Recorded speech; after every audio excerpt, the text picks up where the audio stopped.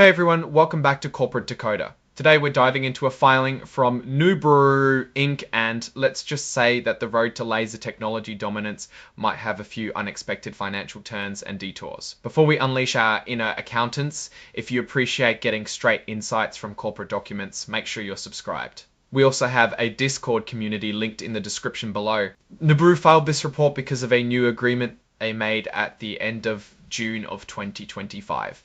It involved raising money, which is often a critical moment for a growing company. Here's the gist of it. Nuburu got into two deals with a company called Torcross Capital. Essentially, Nuburu needed cash and Torcross provided it.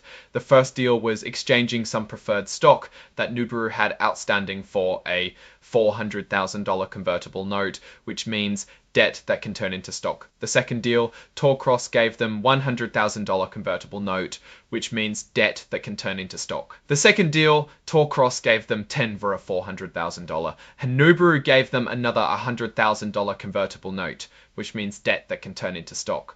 The second deal, Torcross gave them $100,000 convertible note, which means debt that can turn into stock. The second deal, Torcross gave them $100,000.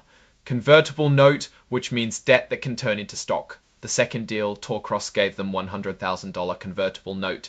Now the interesting part, these notes or debt have no interest as long as Nuburu is doing everything correctly and the company is not in default. They mature, which means need to be paid back by June of 2026. Also, the price at which Torcross can convert these notes into stock depends on the lowest stock price in the 5 days leading up to the conversion date, which is good news for Torcross and risky for Nuburu. There are some limits to how much stock Torcross can get.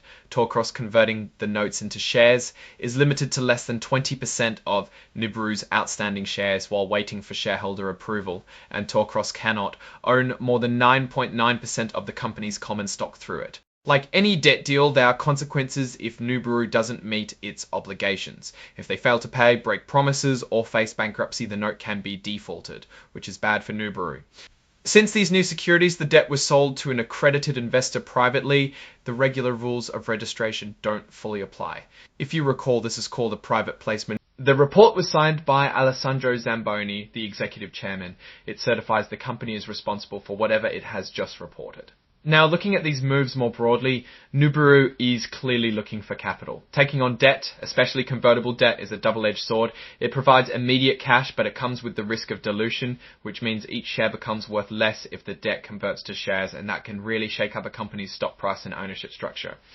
The biggest risk for Nuburu is that in a year it actually has the cash to pay back or have to dilute the company. Alright, that's our breakdown of Nuburu's latest SEC filing. What's your take on these moves and what they signal for the company's future?